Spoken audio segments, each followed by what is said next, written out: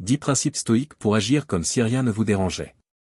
Il y a une puissance tranquille dans celui qui avance sans réagir. Celui qui n'explose pas à la moindre provocation. Celui qui reste droit alors que tout autour vacille. Cette force-là n'est pas née dans la facilité. Elle vient d'une discipline intérieure. D'un travail sur soi patient et exigeant. C'est là que le stoïcisme entre en jeu. Une philosophie ancienne, mais terriblement actuelle, qui enseigne non pas à fuir le monde, mais à y marcher avec calme, force et détachement. Agir comme si rien ne vous dérangeait ne signifie pas devenir froid, insensible ou indifférent. Cela signifie rester maître de vous-même dans les tempêtes. Ne pas donner à l'extérieur le pouvoir de bouleverser votre paix intérieure. Voici 10 principes stoïques pour y parvenir. 10 piliers de sagesse pour cultiver cette sérénité d'âme qui désarme la colère, apaise la peur, et redonne le contrôle. Premier principe, séparer ce qui dépend de vous de ce qui ne dépend pas de vous. C'est le cœur même du stoïcisme. Tant que vous confondez les deux, vous serez ballotté par les événements. La météo, les gens, les résultats, les réactions, tout cela est hors de votre contrôle. Ce qui dépend de vous, c'est votre jugement, votre effort, votre manière de réagir. En vous recentrant sur votre sphère d'action, vous éliminez des milliers de sources inutiles d'irritation. Deuxième principe, domptez vos jugements avant vos émotions. Ce ne sont pas les choses qui vous troublent, mais l'opinion que vous en avez. Une remarque n'est qu'un son. Une attente n'est qu'un délai. Une critique n'est qu'un mot. Ce qui vous atteint, c'est ce que vous y projetez. Apprenez à suspendre vos jugements. À les interroger. À ne pas tout prendre personnellement.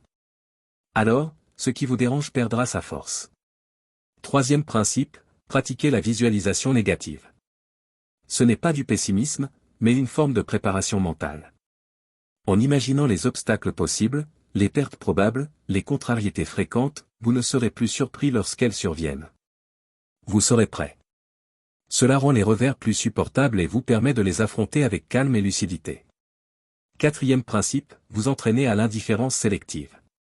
Tout n'a pas à vous toucher. Tout n'a pas à recevoir votre attention. Tout n'a pas à mériter une réaction. Le monde vous proposera en permanence des distractions, des offenses, des urgences. À vous de choisir ce que vous laissez entrer. À vous de protéger votre esprit comme on protège une maison précieuse. Ne laissez pas chaque courant d'air ouvrir vos fenêtres. Cinquième principe, adoptez une posture intérieure de témoin. Observez les situations comme si vous les regardiez de l'extérieur. Prenez de la hauteur. Ne soyez pas prisonnier de l'instant. Cette distance vous permet de répondre plutôt que de réagir. De réfléchir avant de parler. De faire un pas en arrière plutôt que de plonger dans le tumulte. Le témoin ne s'identifie pas. Il regarde. Il comprend. Il agit avec mesure. Sixième principe, vous rappelez l'impermanence de tout. Ce qui vous dérange aujourd'hui sera peut-être oublié demain. Ce qui vous semble insupportable finira par passer. Tout change, tout s'efface, tout glisse entre les doigts. Même vos pensées, vos humeurs, vos peurs. Garder cela en tête vous aide à relativiser. À ne pas agrandir les problèmes. À ne pas vous noyer dans un verre d'eau. L'éternité n'est pas dans les circonstances, mais dans votre façon d'être. Septième principe, vous ancrez dans le présent. Une grande partie de ce qui vous trouble n'est pas dans le moment que vous vivez, mais dans celui que vous imaginez. Vous anticipez un échec, vous ruminez une offense, vous craignez une perte. Et pendant ce temps, le présent file entre vos doigts. Revenir à l'instant. Respirer. Observer. Ressentir. Cela vous ramène à ce qui est réel. Ce qui est là. Et souvent, ce qui est là est bien moins grave que ce que votre esprit vous raconte. Huitième principe, cultivez la gratitude silencieuse. Même au cœur du chaos, il existe des éléments qui vont bien. Un souffle. Une parole. Une lumière. Une idée. Le stoïcisme n'est pas une froideur. C'est une lucidité qui voit aussi le beau au milieu du dur. En vous habituant à reconnaître ce qui fonctionne, ce qui soutient, ce qui élève, vous renforcez votre stabilité. Vous devenez moins vulnérable au coup du sort. Neuvième principe, agir selon vos valeurs, pas selon vos émotions. Vos émotions sont comme le vent. Vos valeurs sont comme la boussole. Ne laissez pas une humeur passagère décider de vos mots, de vos choix, de vos engagements. Reconnectez-vous à ce que vous voulez incarner. à la personne que vous êtes en train de devenir. C'est en agissant selon vos principes, même quand vous êtes secoué, que vous bâtissez une vraie constance. 10e principe, vous rappelez que le monde n'a pas pour mission de vous convenir. Il ne vous doit ni confort, ni reconnaissance, ni facilité. Les choses sont ce qu'elles sont. Les gens font ce qu'ils font.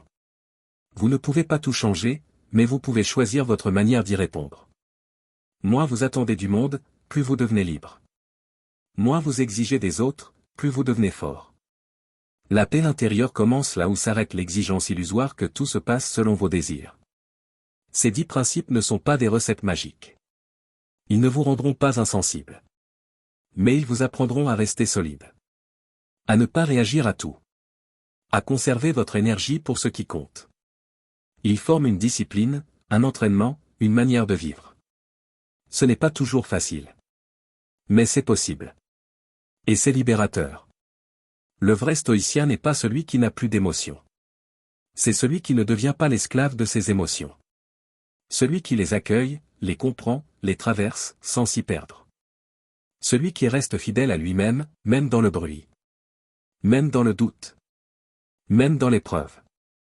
Agir comme si rien ne vous dérangeait, ce n'est pas faire semblant. Ce n'est pas porter un masque. C'est avoir travaillé intérieurement au point que certaines choses glissent.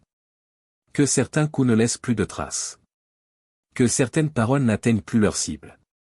C'est un état d'esprit. Un muscle invisible. Une paix construite jour après jour, pensée après pensée, décision après décision.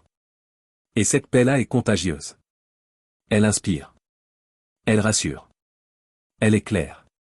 Car dans un monde agité, celui qui reste calme devient un repère. Un refuge. Une force tranquille qui change les choses, non pas par la colère, mais par la constance.